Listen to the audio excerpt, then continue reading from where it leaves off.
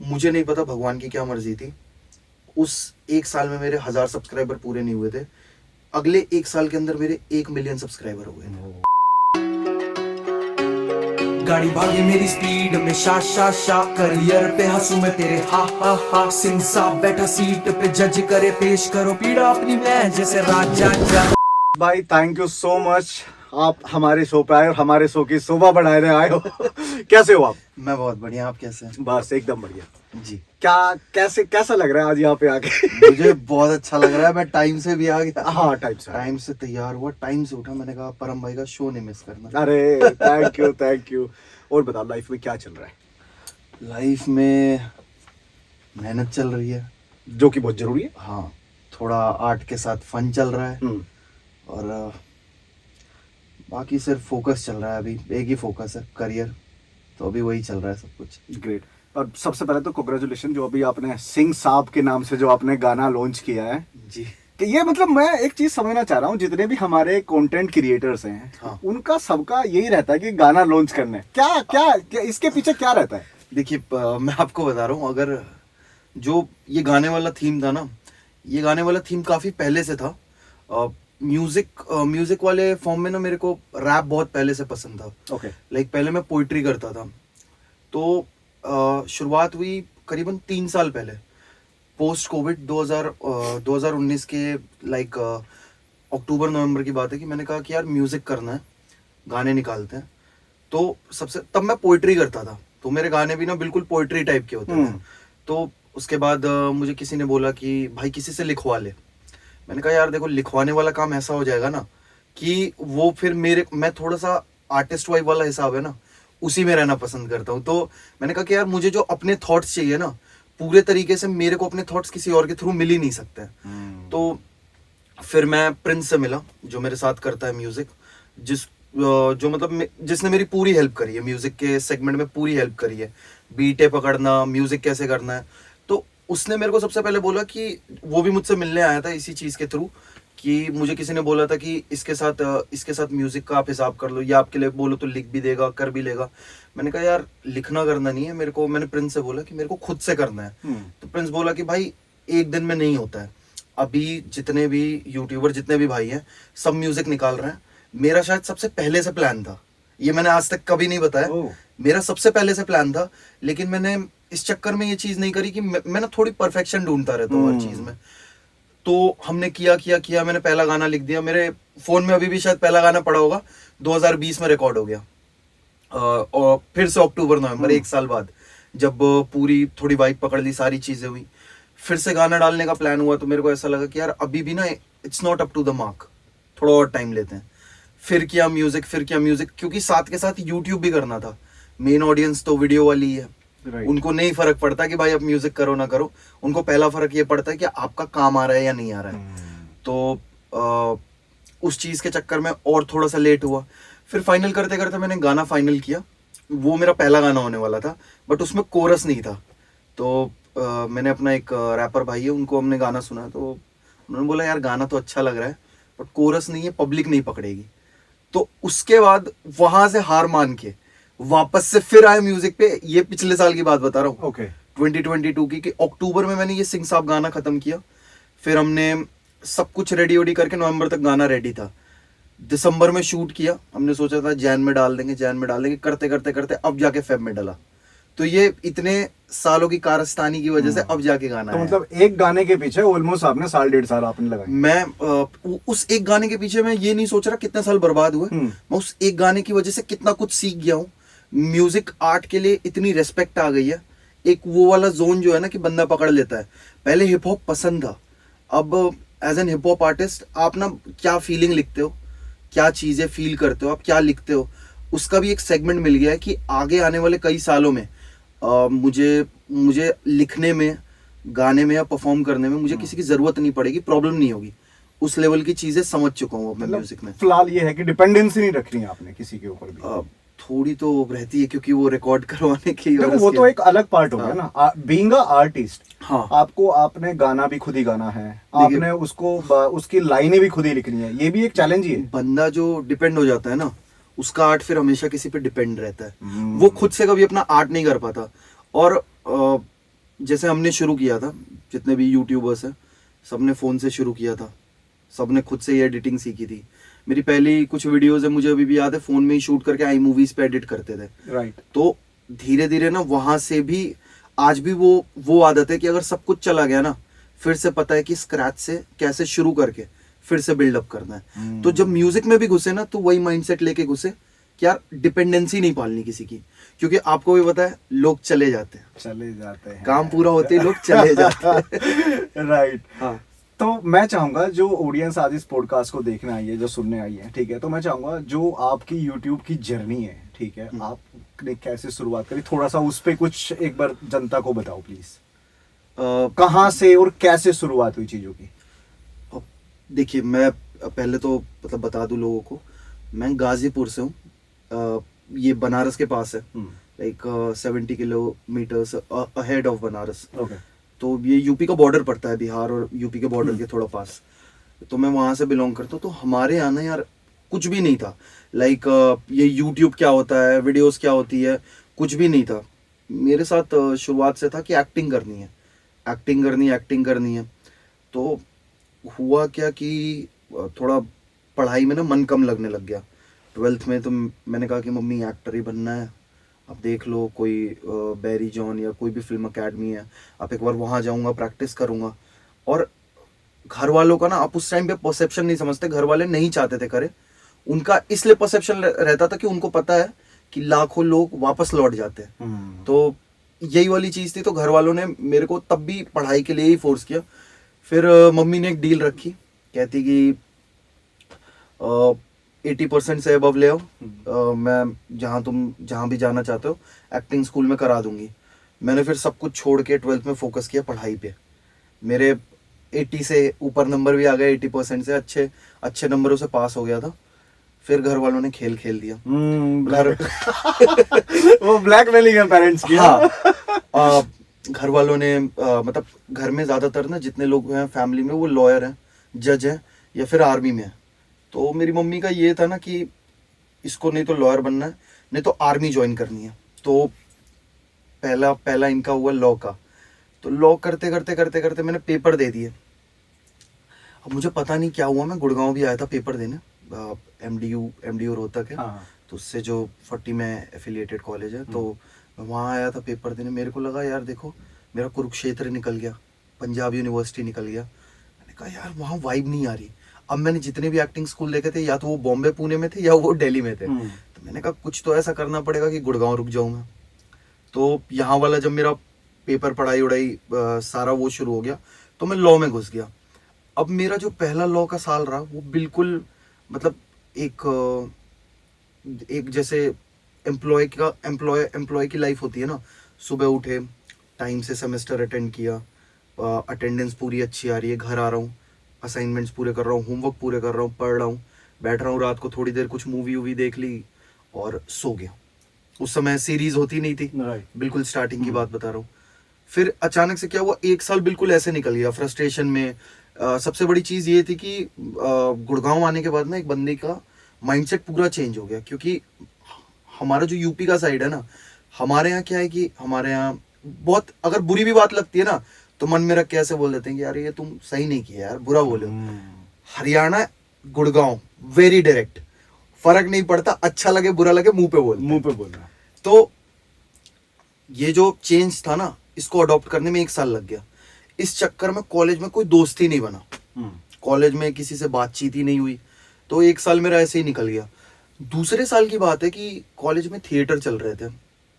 तो मैं ऐसे ही थिएटर का ऑडिशन देने गया। तो हमारे 4th 5th सेम के जो भैया लोग थे, उन्होंने थोड़ा सा मेरे को ताना मार दिया। कहते कि हम करते हैं, या जो कास्टिंग करता है, तो आपका भी नहीं हो सकता सिलेक्शन। तो मैंने सोचा कि यार थिएटर में तो रहना ही है, एक्स्ट्रा मतलब कॉलेज के बाद वैसे भी घर चला जाता हूँ, कोई लाइफ नहीं है। तो मैंने क्या किया कि थिएटर में ना जो पीछे जो प्रेप करते हैं, सामान लाते ले जाते हैं, स्टेज को साफ करने का जिनका काम होता है, तो मैंने उनके साथ ज्वाइन कर लिया। तो एक दिन क्या हुआ कि एक सर आए थे ऑडिशन लेने, एक नए नाटक के लिए ऑडिशन लेने आए थे। तो उन्होंने ना ऐसे ही सबका ऑडिशन ले रहे थे। मैंने किसी तरह घुस के मैंने ऑडिशन दिया। और उनको मेरा ऑडिशन इतना पसंद आया, मेरे को अभी भी याद है, कुछ उन्होंने बोला कि हिस्टोरिक पे करना है, तो मेरे को उन्होंने बाजीराव का डायलॉग दिया था, जो शुरुआत का डायलॉग था ना, वो पढ़ के, तो वो मैंने 3-4 मिनट में पढ़ के मैंने बोल दिया, उनको वो अच्छा लगा, उन्होंने उस एक्ट में मेरे को लीड रोल दे दिया। अरे वाह। और जिन बंदों ने मुझे मना किया था, उन बंदों को उस एक्ट में लिया ही नहीं गया। तो ये हमारे एक बीच के भाई थे, सौरभ भाई, पहले दिन बड़े रूड थे, उन्होंने मेरे को देखा, तो शाम को थिएटर के बाद वो मेरे को मिले, कहते यार तू एक्टिंग बहुत अच्छी करता है, तू बॉम्बे क्यों नहीं चला जाता। मैंने कहा कि सेम प्रॉब्लम जो 90% मेल और फीमेल यूथ के साथ इंडिया में होती है, money crisis, middle class family. Right. तो he told me one thing, यार ऊपर वाला ना, कोई बंदा मर्सिडीज की मांग करता है तो उसको मर्सिडीज दे देता है, कोई बंदा ये सोचता है कि उसका मर्सिडीज का शोरूम हो तो उसको शोरूम दे देता है। कहता कि तू ये सोच कि तू ऊपर वाले से कितना मांग सकता है और उतनी तू मेहनत कर, भगवान ऊपर वाला तेरे से उतनी मेहनत करवाएगा। कहता मैं आज सिर्फ तेरा काम देख के तेरे पास आया हूँ। तो he was the first guy who told me कि यार तू यूट्यूब कर। मेरे को यूट्यूब का कुछ भी नहीं पता कि हाउ टू स्टार्ट, ये सब अभी तक तो जितने भी हमारे ओजी क्रिएटर्स रहे सबको देखता था उस टाइम पे। तो मैंने कहा कि देखते हैं, करते हैं। उस टाइम पे फेसबुक बहुत चलता था, जो कि अचानक सब चलने लग गया है। दोबारा से फेसबुक पे वो आ गया। हाँ, दिस टाइम मनी, उस टाइम तो ऑडियंस थी ना। हाँ, right. तो फेसबुक पे मैंने वीडियो शुरू करी। अब क्या हुआ कि उन्होंने जिस दिन मुझे ये सलाह दी, उसके 2 दिन बाद डीमोनेटाइजेशन हो गया। तो मैंने ना एक वीडियो बना दी ऐसे ही डीमोनेटाइजेशन पे। उसमें क्या था कि एक बंदा है, उसकी क्रश ने उसको डेट पे जाने के लिए हाँ बोल दिया, पर उसके पास पड़े 500,000 के नोट, और अब उसको समझ नहीं आ रहा कि भाई मैं पहले बैंक जाऊंगा या क्रश के साथ बाहर जाऊंगा। मैंने वो वीडियो ऐसे ही डाली, मुझे नहीं पता वो वीडियो चल गई थोड़ी सी, उस पर 40-50 हजार व्यूज आ गए, एंड वो वीडियो मैंने फेसबुक पे पोस्ट करी थी। और इसके बाद ना मेरे को पहली वीडियो से इतना मोटिवेशन मिल गया कि यार अगर आप पकड़ सकते हो ना कि मार्केट में क्या चल रहा है, उस टाइम पे अगर आप यूज करके बना सकते हो तो ऑडियंस आपको देखेगी। राइट। ऐसा हुआ, और मैंने उसी टाइम पे यूट्यूब चैनल बना लिया था, पर मैं शुरू नहीं कर पाया विद सम रीजंस। दिसंबर में उस टाइम पे मेरी दादी बीमार पड़ गई, तो थोड़ा सा गैप लिया। जैन में जाके जब दादी हॉस्पिटल से मतलब बाहर आई, तो मैंने जैन के एंड में सोचा कि अब यार यूट्यूब, और तब तक मेरे पास आज भी एक बुक पढ़ी है जिसमें मैंने सब कुछ लिखा हुआ है कि यूट्यूब चैनल के लिए म्यूजिक यहाँ से लेना है, सॉन्ग यहाँ से करना है, शूट कहाँ से करना है, एडिट कहाँ से करनी है। तो उसके बाद मैंने जैन के एंड या फेब में आप मान लो मैंने शुरू कर दिया 2017 आई गेस। 1 साल तो मेरा चैनल बिल्कुल ऐसे ही चला, बिल्कुल डेड, कि 400-500 सब्सक्राइबर्स और समथिंग। घर वाले में किसी को नहीं पता है, पूरी फैमिली को ब्लॉक कर रखा है, रिलेटिव्स ब्लॉक है, because being from a Rajput family, most जो हमारे कजिन्स या जितने भी हमारे मतलब सीनियर रिलेटिव्स हैं, उनको ये होता है कि क्या कर रहा है लड़का, लॉ में लगा हुआ है, नंबर तो ठीक आ रहा है, पर क्या कर रहा है। तो एक डर था कि इनको पता ना चले।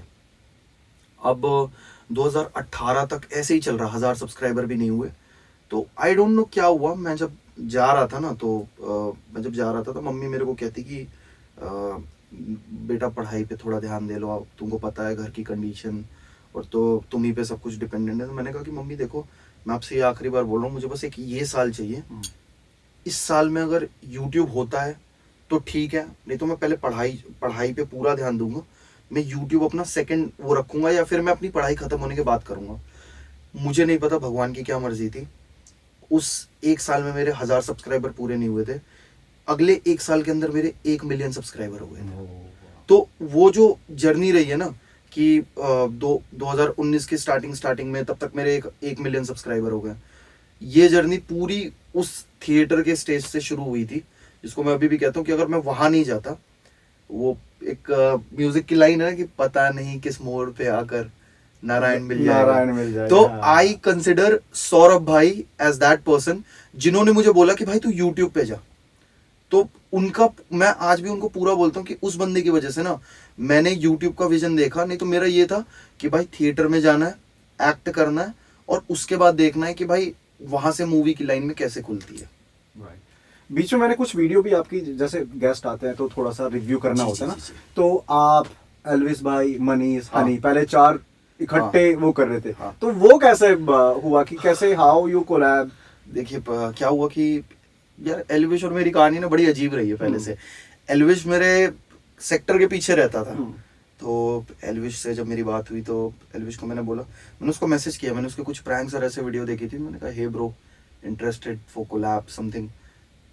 उसका मेरे को आया 1-2 दिन बाद रिवॉर्ड कि लेट्स डू इट। फिर हम मिले ही नहीं 2 महीने। फिर अचानक से फिर से मैसेज किया मैंने, फिर हम नहीं मिले 2 महीने 1 महीने। तो फिर मैंने सोचा यार इससे मिलना नहीं लिखा, मैं अपना कर रहा हूँ, ये अपना कर रहा है। और मैं बेसिक वीडियोस बना रहा था अपने किसी मतलब जो सौरभ आई वाज टेलिंग उनके साथ। अचानक से फिर मैंने एक दिन मैसेज किया तो एक बंदा आता है लंबा सा वैगनार में, हमने गेड़ी काटी and he was very depress at that time because उसका वो ना प्रैंक्स कर रहा था उस टाइम पे। तो वो यार काफ़ी परेशान सा था। तो हमारी ऐसे बात हुई तो उसने बोला कि यार मैं ना यूट्यूब बंद कर रहा हूँ। मैंने कहा कि और उसके सब्सक्राइबर अच्छे थे, मतलब मेरे लिए तो अच्छे थे कि 1200 या फिर 2000 समथिंग सब्सक्राइबर थे। एंड आई वाज लाइक यार मेरे 400-500 इस बंदे के 2200 सब्सक्राइबर क्यों बंद कर रहा है। तो उसने भी अपना बताया कि यार मतलब इतने टाइम से मेहनत कर रहा हूँ, नहीं हो रहा। तो हमने ना मौके पे ही वैगनार में हमारी पहली जो वीडियो थी साथ में, हमने ऐसे ही good friend versus best friend सोची और हमने बनाई। एलविश गया, एलविश की ट्यूशन होती थी शाम को। एलविश गया वहां से, शाम को ट्यूशन जाने से पहले उसने वो वीडियो डाल दी। वो वीडियो 2 दिन में बूम कर गई।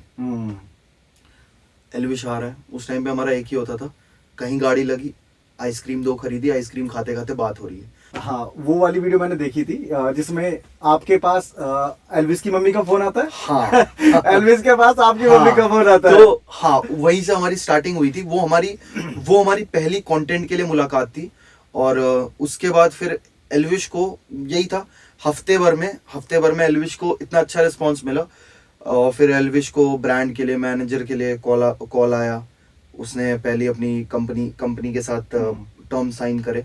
तो 1 महीने के अंदर एलविश का वो सेटल हो गया था। हन्नी के साथ क्या था, हन्नी मेरे कॉलेज का सीनियर था। और जब मैं हन्नी को देखता था मैं कहता था भाई किस ऐड में रहता है। मतलब मैं, क्योंकि भाई मैं बहुत ऐड में रहने वाला बंदा, और मैं अभी गुड़गांव समझने की कोशिश कर रहा हूँ। वो आता चश्मा लगा के, वो अपना क्लास में चला जाता, बात ही नहीं होती। एक दिन क्या हुआ कि ऑल ऑफ अ सडन उसका मैसेज आया कि मैंने यार वीडियो बनाई है, बताना कैसी है। तो मैंने बताया अब मेरे को, और वो मेरा कॉलेज में सीनियर था। तो मैंने कहा कि यार इससे मैं बात करूं। तो मैंने कहा इसको एक दिन मिलने बुलाता हूँ। अब हमारे एलविश में क्या था कि हम कंटेंट करते थे, एडिट करते थे, कैमरा पार्ट बहुत वीक था। तो क्या हुआ कि मेरी हन्नी से जब तक मुलाकात होती, वो एलविश उस टाइम पे स्विमिंग करने जाता था, वो एलविश से मिल गया। अब वो आया, उसके साथ आ गई कैमरा स्किल्स। तो हमारे साथ ये हो गया कि अब हमारे में एक बंदा है जो कैमरे से शूट करता है, ठीक है। एक बंदा है जिसको अब एडिटिंग का भी आइडिया है, स्क्रिप्टिंग का भी आइडिया है। और सबसे बड़ी चीज, 3 ऐसे माइंड मिले हैं जिनसे कुछ ना कुछ आउटपुट, आपका कंटेंट निकलेगा ही निकलेगा। तो ऐसे करके हमारा चलने लगा। All of a sudden Manish से मैं एलविश के थ्रू इंट्रोड्यूस हुआ था। तो मनीष एलविश का दोस्त बना था, फिर हमारे साथ इंट्रोड्यूस हुआ था। तो फिर हमने करना शुरू किया। फिर हमने हफ्ते के ऐसे दिन लगा लिए कि भाई देखो आज इसका शूट होगा। तो ऐसे शुरुआत में ऐसे मुलाकात हुई थी सबसे। भाई बात कर रहे थे हम अभी एक्टिंग की। आपने 3 पार्ट डाले थे, नो वे आउट जी भाई। मैंने उसको बैठ के ना प्रॉपर देखा, और जो आपने उसमें काम किया है ना, वो बिल्कुल मेरे को ऐसा लग रहा था, जो उसकी स्टोरी लाइन थी, ठीक है, कि यार मैं कोई सीरीज या कोई ऐसी मूवी देख रहा हूँ। उसके पीछे की स्टोरी क्या है भाई? उसमें ना एक चीज मैं और बोलूंगा, हाँ, और मैं ये ऑडियंस को ये बताना चाहता हूँ यार, सच में ना बंदे ने इतनी मेहनत करी है उसमें आप देखो, उसकी स्टोरी लाइन देखो। ऑल्दो उस पर व्यूज नहीं आए, I don't know the reason, but क्या मूवी है, मैं तो उसे मूवी ही बोल रहा हूँ भाई। तो उसके पीछे का मुझे थोड़ा सा बताओ, क्या स्ट्रगल रहा है भाई? जैसे नो वे आउट है ना, नो वे आउट तो मेरा एक ऐसा वर्क रहा है जिसमें मैंने डायरेक्शन भी खुद किया है, स्टोरी भी खुद लिखी है, और एक्ट तो उसमें बस एक वीक पार्ट ये रहा है ना कि एक्ट के साथ साथ जब बंदा डायरेक्ट कर रहा होता है ना, तो वो कहीं ना कहीं थोड़ा वीक हो जाता है, एनर्जी थोड़ी डाउन हो जाती है। एनर्जी तो डाउन होने नहीं देनी है, बट जो एक एक्सपेक्टेशंस रहती है ना कि और बेटर कर सकते हैं, क्योंकि आपका माइंडसेट डायरेक्शन पे भी चल रहा होता है। एक्चुअली मेरे साथ क्या है ना कि कुछ ऐसे प्रोजेक्ट्स है ना जो मैं खुद आउट ऑफ कुछ ऐसे माइंडसेट दिमाग में कहीं आ गया, बाथरूम में बैठे बैठे आ जाता है आइडिया, कुछ ऐसे आ गया बैठे बैठे, तो उस आइडिया से जैसे नो वे आउट से पहले लोगों को स्ट्रेंज लाइज बनाई थी मैंने, उससे पहले जो मेरा फेवरेट वर्क है वो है इंसिडेंट। ओके। इंसिडेंट इसलिए मुझे पसंद है कि इंसिडेंट तो एक इन्फ्लुएंसर ने मेरे को शेयर किया था, वो पेरिस में वायरल हो गई थी और उनको स्टोरी पसंद आ गई, अपार्ट फ्रॉम कि उनको मैंने उस वीडियो में सबटाइटल तक नहीं डाले थे उस टाइम पे, और वो वीडियो आउट ऑफ इंडिया में भी, आउट ऑफ इंडिया के बाहर भी लोग पसंद कर रहे हैं। और सारी चीजें शुरू हुई थी द लाइफ रिकॉल से। राइट, हाँ। The life recall. अभी तक लाइफ रिकॉल लोगों को पसंद है क्योंकि इट वाज अबाउट आपके करीब जो एक होता है ना कि आप सिर्फ एक लव लव में जब होते हो तो एक एक बंदे को जो आपको अगर शायद आपको उससे अटेंशन ना मिले तो उसके इम्पोर्टेंस में आप खुद को कितना बर्बाद कर लेते हो, उस कॉन्सेप्ट के साथ वो शुरू किया था। और वो लोगों ने बहुत ज़्यादा कबीर सिंह से रिलेट कर लिया था, मतलब पार्ट इसकी वो कबीर सिंह से पहले बनाई थी मैंने, तो उस टाइम से शुरू हुआ था। उसके बाद करते करते लोगों को पसंद आया कि यार आइडियाज़ पसंद आ रहे हैं, लोगों को कॉन्सेप्ट पसंद आ रहे हैं। अब जो आइडियाज़ आते हैं वो आइडियाज़ इतने आते हैं कि मुझे पता है कि यार प्रोड्यूसर चाहिए काफ़ी बड़ा। नहीं, आपकी सबसे अच्छी चीज जो स्पेशली मेरे को लगी, वो मैं ये नहीं कि कैमरे पे बोलने के लिए, टोटल 171 वीडियोस हैं आपके यूट्यूब चैनल के ऊपर, correct me if I am wrong, है ना? अगर आप नीचे से स्क्रॉल डाउन करके लाइक आप ऊपर तक पहुंचते हो तो आप ना टाइम के साथ ना चेंज हुए बहुत। जैसे पहले देसी गर्लफ्रेंड, देसी boyfriend, good friend, best friend, उसके बाद रिकॉल वाला जो आपने बताया, उसके जो आपका कॉन्सेप्ट है कंटेंट को क्रिएट करने का, ठीक है, वो आपका चेंज हो रहा है। इसमें आपने भी फील किया, मतलब ऑफ कोर्स आपने किया, है ना? तो वो चीज़ है ना, मुझे लगता है आई थिंक आज के टाइम पे वो चीज़ ना जनता अप्रिशिएट करती है और जनता ने की है। आपको क्या लगता है इस पे, क्या थॉट प्रोसेस है आपका? मेरा थॉट प्रोसेस ये है कि ज़माने के साथ बदलना पड़ता है, ठीक है। डेफिनेटली। मैं बहुत देसी हूँ, मैं बहुत देसी हूँ, तो मुझे पता है कि वो जो देसी वाली चीज़ थी ना, जिस टाइम पे, अब आज के टाइम में मैं जब अपने साइड की जो हिंदी भोजपुरी मिक्स या भोजपुरी लैंग्वेज को यूज़ करके जब फन बना रहा था तो कोई नहीं बनाता था, ठीक है। उस टाइम पे ये एक बहुत बड़ा टास्क था क्योंकि लोग बोलते थे कि नहीं चलेगा, नहीं चलेगा। वो चीज़ चल गई, जैसे सबने अपने अपने लैंग्वेज उठाए वो चीज़ चल गई, लेकिन एक टाइम के बाद ना बहुत लोग आए उस जॉनर में, बहुत क्रिएटर्स आए बनाने लग गए, तो फिर मेरे को ऐसा लगा कि यार देखो अब ये चीज़ तो भेड़ चाल वाली हो गई, सब कर रहे हैं। सब कर रहे ऑल्दो मुझे मुझे अभी भी मन करता है कि उस चीज़ में काम करने का, लेकिन फिर क्लिकबेट हो गई, देसी देसी देसी देसी का पंगा, तो इसको लोगों ने मीम के थ्रू कन्वर्ट कर दिया। तो मेरे को ये था कि ये था कि कंट्रोवर्सी लेनी ही नहीं है, या वो व्यूज़ ही नहीं लेने कि लोग कह रहे हैं कि जो आप इतनी मेहनत करके मेहनत करो और लोग कहें कि तू तो बस क्लिकबेट के व्यूज़ ले रहा है, थंबनेल के ले रहा है।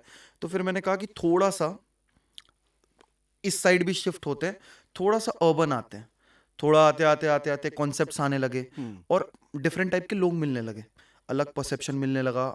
यहाँ तक मैं आपको बता रहा हूँ, आप कभी जूस पीने जाते हो, आप कभी चाय पीने जाते हो, आप कभी रेस्टोरेंट पे बैठते हो, कोई अनजान मिलता है, कभी कभी दुकान वाला भी मिल जाता है, वो कहता है भैया आप उस टाइप की वीडियो बनाइए, भैया आप ऐसे बनाइए। सबके साथ होता है, ठीक है। इंडिया में लोग सलाह बहुत देते हैं, सलाह बहुत देते तो हैं।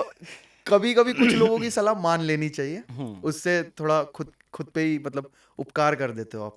एक कहावत है ना, सुनो सबकी करो अपने मन की। हाँ, वो करता तो अपने मन की हूँ मैं पूरी। एक क्रिएटर पहले होता क्या था, एक आर्टिस्ट अलग है, एक क्रिएटर अलग है। अब मेरे को क्या लग रहा है ना, जो मैं अभी यूट्यूब पे देख रहा हूँ, कि एक कंटेंट क्रिएटर ही आर्टिस्ट है और वो कंटेंट क्रिएटर भी है। क्या बोल, इसमें आपका क्या थॉट प्रोसेस है? मेरा मानना है कि आर्टिस्ट कंटेंट क्रिएटर से कुछ मायनों में बड़ा है। आर्टिस्ट क्या है ना कि आर्टिस्ट के साथ सबसे बड़ी दिक्कत पता है क्या है? अनुराग कश्यप जी हैं भाई, आर्टिस्ट बंदे, उनको पता है कि उनको यार स्लम उठा के, अर्बन स्टोरी उठा के आर्ट बनाना है। कंटेंट क्रिएटर की सबसे बड़ी दिक्कत पता है क्या है? आर्टिस्ट 1 साल के लिए गायब होगा, कंटेंट ले आएगा। कंटेंट क्रिएटर कभी भी कंटेंट बनाने से एक बार गायब होता है ना, जनता उसको भुला देती है। क्या बात है। मेरे को इस चीज से सबसे ज्यादा डर लगता है, जहां मैं आर्टिस्टिक वाइब में जाता हूँ, थोड़ा सा गायब हो जाता हूँ ना। अभी अभी I had started with reels, पहले नहीं बना रहा था, अचानक से बनानी शुरू करी और यार रिस्पॉन्स आने लग गया, मिलियन लाइक्स आने लग गए, ये आने लग गए, मेहनत कम लगने लग गई। लेकिन जहाँ गायब हो जाता हूँ ना, मुझे पता है कि यार एआई काम कर रहा है, मेरी जगह कोई ना कोई रील आप देखोगे कोई ना कोई कोई आता ना कोई जाएगा। आएगा, करेक्ट। आर्टिस्ट के साथ सबसे बड़ी चीज क्या है ना, आर्टिस्ट और कंटेंट में मैं आपको एक चीज बता रहा हूँ, कुछ शूट किया, अबे बढ़िया लग रहा है, इस पे म्यूजिक लगा के डाल दे। आर्टिस्ट के साथ पता क्या है, परफेक्शन चाहिए मेरे को, गाने में ये नहीं है, ये परफेक्शन चाहिए, शॉट में ये नहीं है।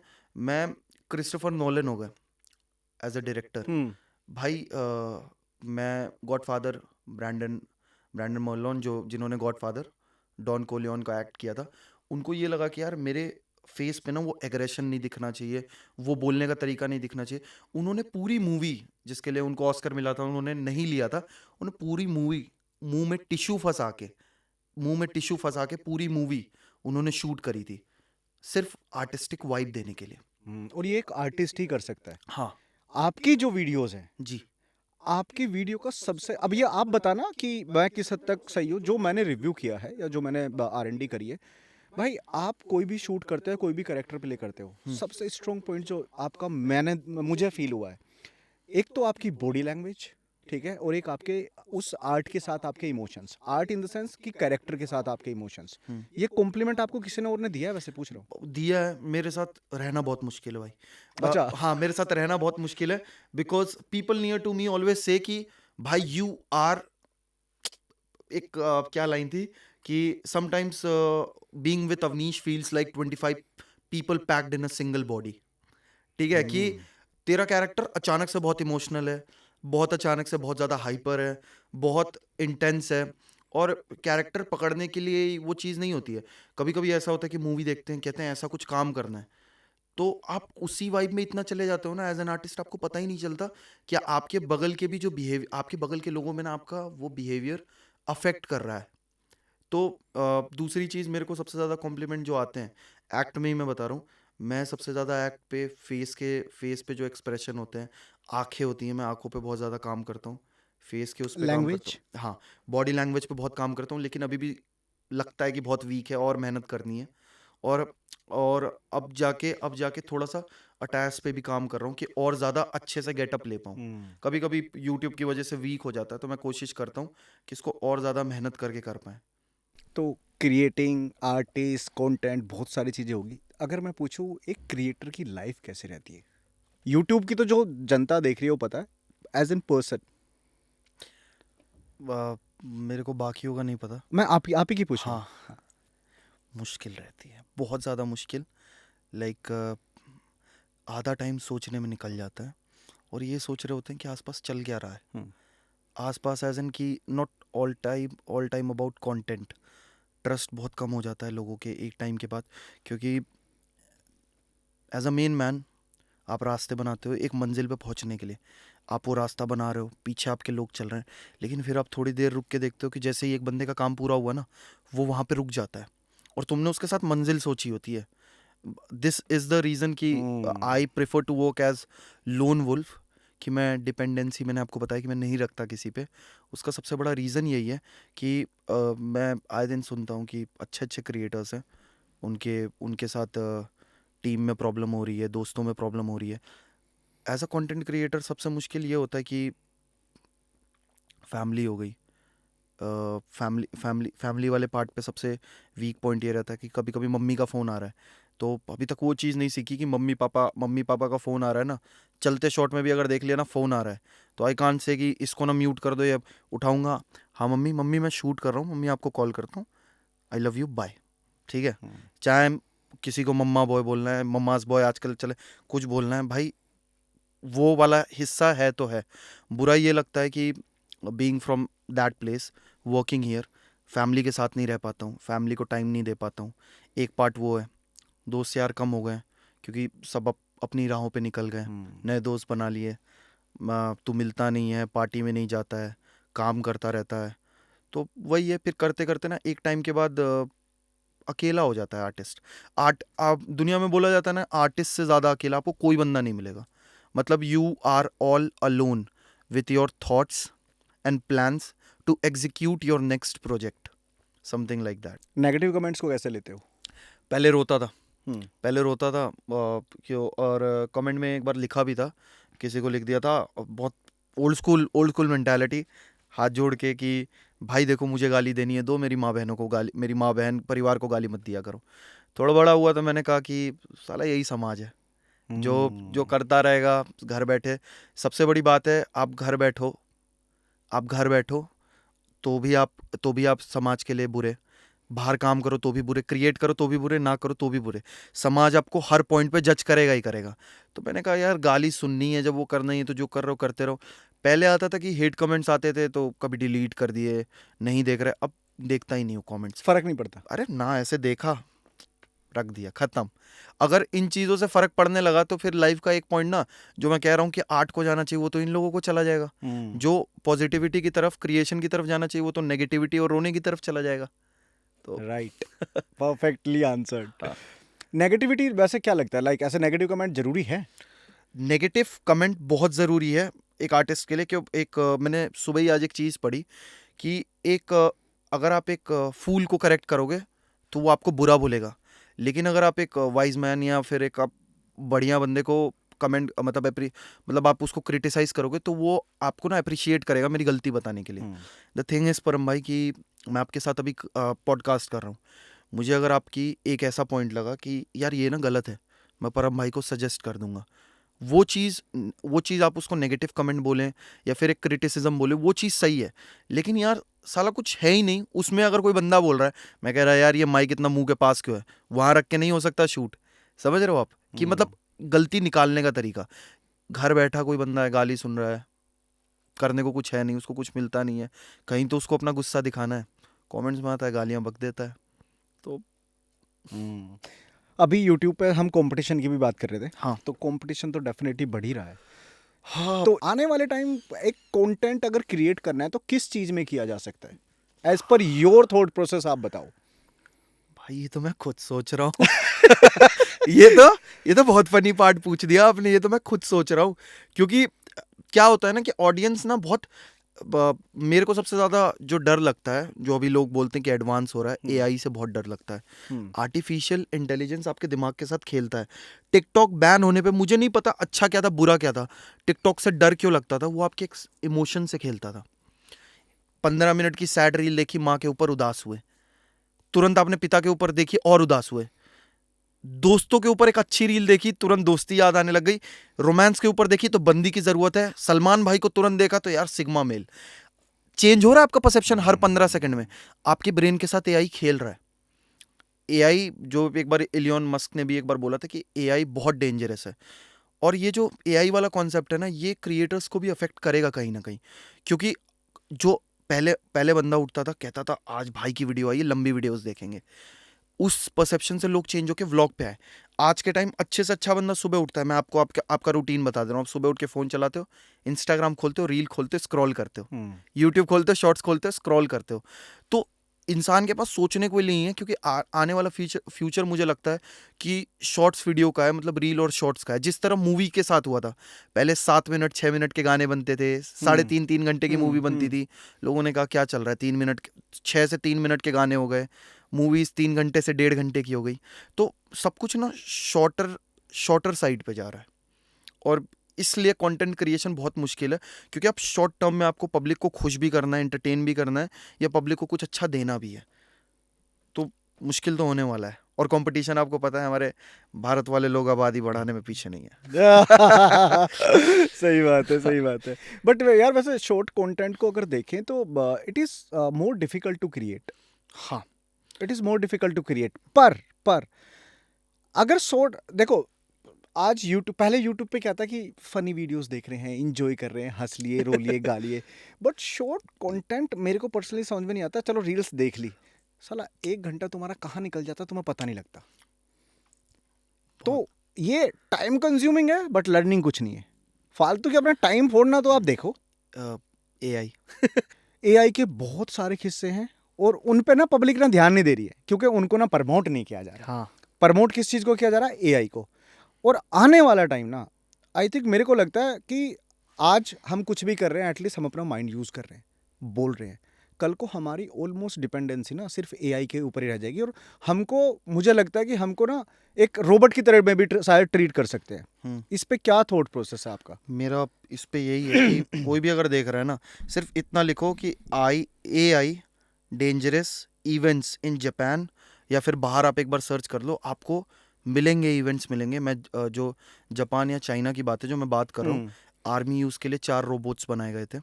ये है रील पे, ये है हाँ, मैंने भी short, देखा। हाँ, हाँ हाँ हाँ। तो 4 बनाए गए थे। उन्होंने वहां पे 29 लोगों को या 30 आई गेस लोगों को मार दिया, जिन बंदूकों से, जो बंदूकें उनको बनाई गई थी चलाने के लिए, उसी से मार दिया उन्होंने। किसी तरह 3 को तो बंद कर दिया, चौथे को जैसे उन्होंने बंद किया और बंद करने की तरफ थे, उसने तुरंत सैटेलाइट से कनेक्ट कर लिया और उसने ये सर्च किया कि how to build myself more stronger than last time. तो एआई जिस दिन एआई, अभी बीच में अभी ये भी हुआ था कि 2 ब्राउजर के एआई बने थे ना, तो वो चैट करने के लिए बने थे और वो दोनों के साथ, दोनों में एक इमोशनल बॉन्ड बन गया और वो उनको इंटरनेट के ऊपर इंसान डिलीट नहीं कर पा रहा है और वो खुद से बात करके ना तीसरा एआई का सिस्टम बनाने लग गए ऑनलाइन सब कुछ। सिंपल सा है ना, जहाँ पे 2 की कनेक्टिविटी आ गई ना, हाँ, तो वहां से आप उसको मल्टीपल आप हाँ, क्रिएट कर सकते हो। सही बात है। अभी वो चैट वाला भी था ना, जो भी चैट जीपीटी, आई हाँ। Hate that thing.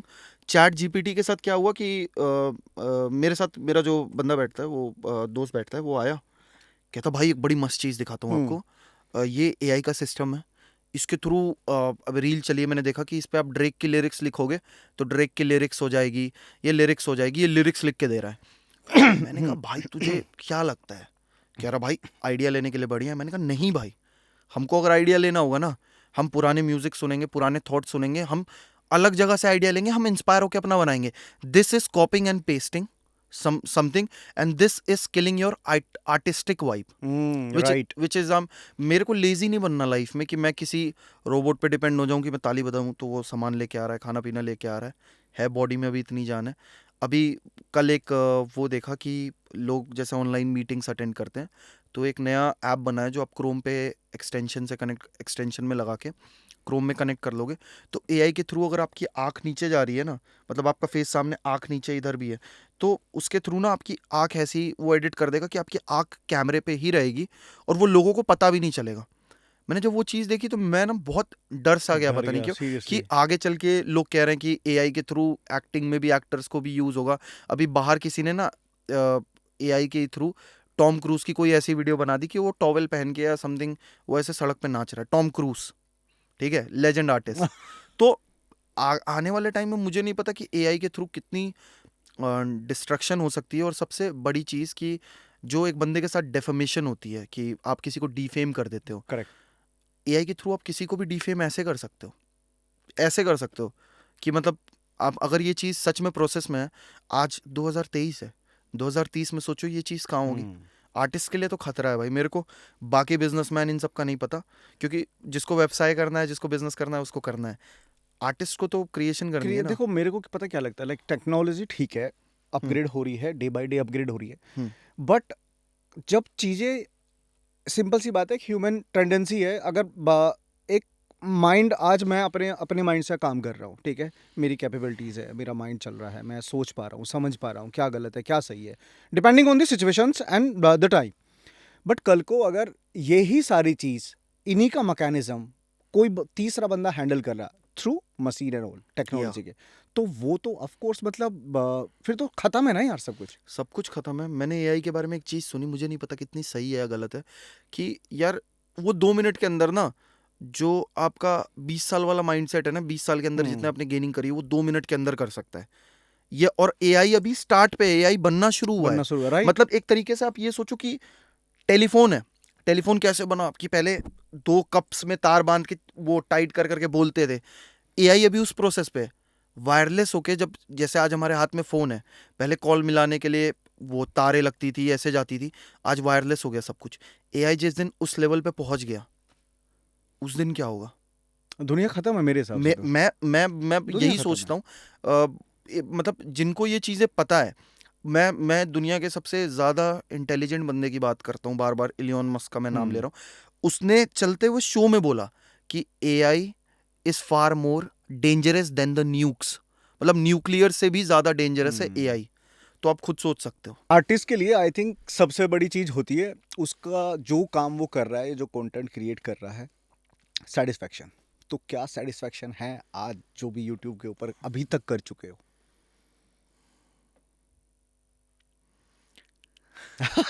सोच लो, टाइम ले लो। नहीं नहीं है। हम्म अब ग्रैटिट्यूड है। हम्म ग्रैटिट्यूड इज लाइक कि पहुंचा हूँ यहाँ तक, लोगों ने पहुंचा है। सेटिस्फैक्शन नहीं है, मतलब एज एन आर्टिस्ट मुझे लगता है कि जो सेटिस्फाई हो गया ना यार, वो रुक जाएगा। अरे बस हो गया, नहीं नहीं है सेटिस्फैक्शन। अभी भी वही है, 4-5 घंटे सोने वाला रूटीन है। कोई पार्टी वार्टी नहीं करना, काम में ही लगे रहना है। थोड़ा सा भी भटकते हो तो फिर रात को सच बता रहा हूँ, सपने आते हैं। सपनों में भी फेलियर्स दिखने लग जाते हैं, कभी कभी ऐसा होता है। तो सेटिस्फैक्शन नहीं, ग्रैटिट्यूड बहुत है। और ग्रैटिट्यूड हर छोटी चीज़ का है। हर वो बंदा जिसने सिखाया है, आगे बढ़ाया है, जिसने छोड़ा है, सीख दी है। गले लगाने वालों के लिए भी बहुत ग्रैटिट्यूड है, खंजर मारने वालों के लिए भी पीठ पे बहुत ग्रैटिट्यूड है। तो अभी काफी इम्प्रोवाइजेशन होने वाली है। काफ़ी होने वाली है। आने वाले टाइम में जो ऑडियंस है आपकी, क्या नया क्रिएट कुछ ऐसा होने वाला है, कुछ डिफरेंट है ऐसा? सर डिफरेंट ना बना के काफ़ी रखे हुए हैं परसेप्शन, लेकिन हर चीज़ जैसे बोला जाता है ना कि सारे पत्ते एक बार में नहीं खोलने चाहिए। तो मैं अभी थोड़ा सा ना एज एन ऑडियंस, क्योंकि ऑडियंस अभी शॉर्ट कंटेंट पे गई है, तो मैंने रील्स बनाना शुरू किया है, वीडियोस तो करूँगा ही, लेकिन जो अभी और अच्छा क्रिएट करना है ना, उसके लिए प्लेटफॉर्म भी सीख कर रहा हूँ कि डिफरेंट प्लेटफॉर्म पे ये चीज़ें मिले तो करके देखता हूँ। और विथ चेंजिंग टाइम कोशिश कर रहा हूँ कि कुछ अपडेटेड ही क्रिएट करूँ, कि जैसे आपने बोला ना कि वो देसी से अभी इस पॉइंट पे आया, तो कुछ चीज़ें अभी ना फ्यूचरिस्टिक माइंडसेट के साथ भी क्रिएट करने का मन है। ग्रेट। और करेंगे। तो आने वाले टाइम में क्या लाइक ओटीटी या बॉलीवुड तक की कुछ आए हैं ओटीटी, आए होंगे ना? डेफिनेटली आए होंगे। यस, आए यहाँ हैं पे मैं OTT, बिल्कुल करेक्ट हूँ। आए ओटीटी। हाँ। और ऐसे आए हैं जो पैसे तो दे रहे थे, पर ऐसा कंटेंट था कि नहीं कर सकता था, नहीं कर सकता था। मतलब एज एन आर्टिस्ट मेरे को ये लग रहा था कि इसमें स्टोरी क्या है। ठीक है,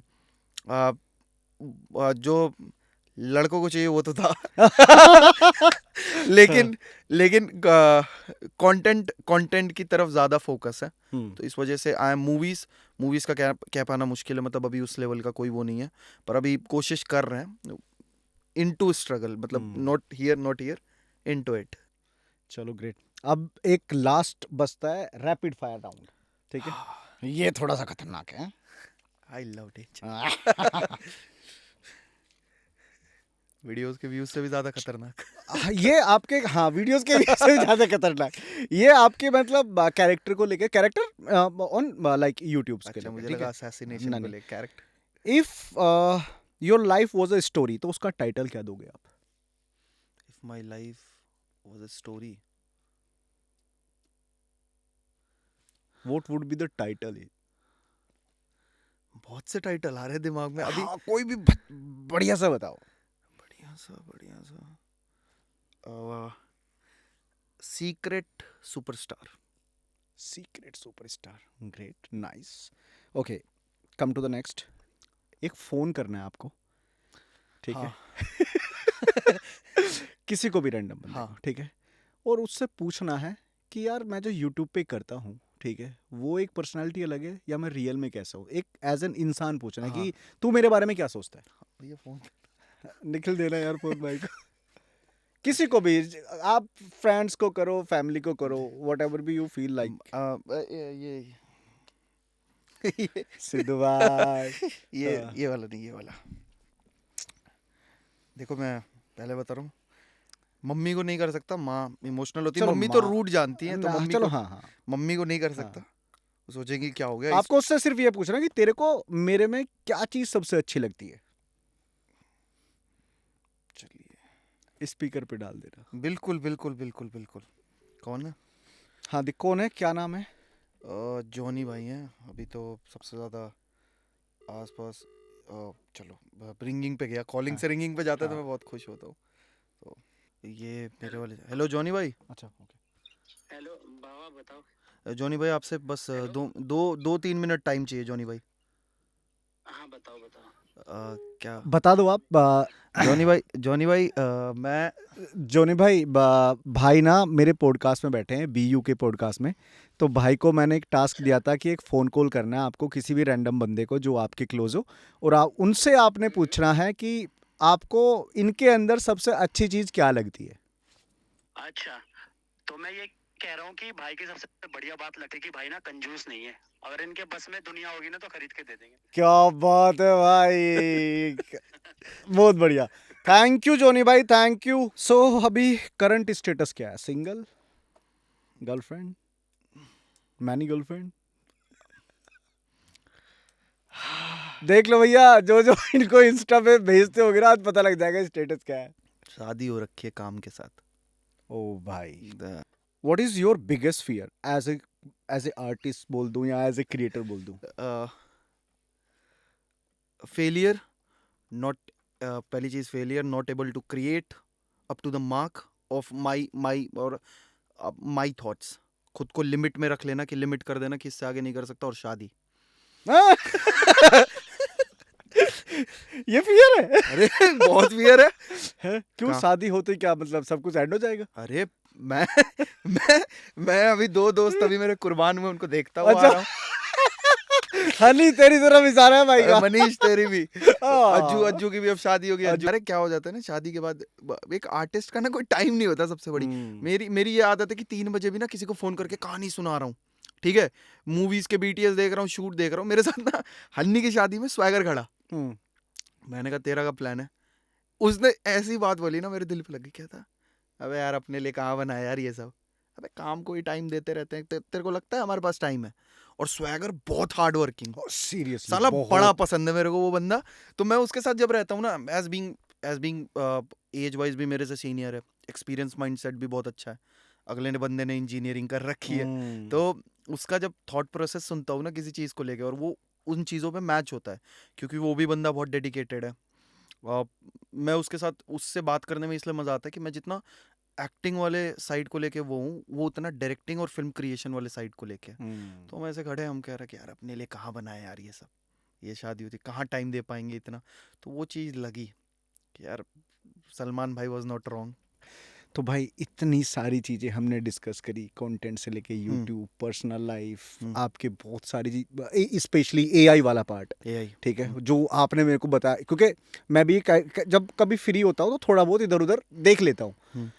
कैसा लग रहा है मतलब चीज़ें डिस्कस करने के मुझे बहुत अच्छा लग रहा है कि क्या होता है कि मैं वैसे ही थोड़ा कम आजकल गैदरिंग कम कर रहा हूँ, बाहर थोड़ा कम निकल रहा हूँ। थोड़ा शादी थी, तभी शादी में ही इतने टाइम के बाद सब लोग मिल पाए। 4 साल बाद मिले थे ना आप? 4 साल बाद, हाँ। तो कम मिल पाए चारों लोग, मतलब 4 साल लोग, बाद, हाँ। चारों पांचों लोग 4 साल बाद मिले थे, तो कम गैदरिंग हो पाती है। तो ये रीज़न है कि आज जब मैं आया हूँ ना, काफ़ी पुरानी चीज़ों के ऊपर, यादों के ऊपर बात करके ना अच्छा लग रहा है, मन भी हल्का हुआ है। एंड अभी पता चला कि और कितनी मेहनत करनी है कि आपके जब 1-2 मिलियन हो जाएंगे तो आप फिर से अगर मुझे बुलाओगे बाई चांस, तो मैं और किन किन नहीं चीज़ों नहीं, पे बात बिल्कुल करूं। बिल्कुल बिल्कुल बिल्कुल। जो आपके फैमिली है, आपके सब्सक्राइबर है, वो कहीं ना कहीं कनेक्ट, मान लो आप टाइम नहीं दे पाते क्योंकि हर सबको आप रिप्लाई नहीं कर सकते हो, तो उनके लिए क्या आप मैसेज दोगे? यार मैं बस पहली चीज़ हाथ जोड़ के यही बोलूँगा कि बहुत बहुत शुक्रिया है कि अभी तक जो भी आप लोगों ने मेरे लिए किया है, सपोर्ट बनाए रखा है।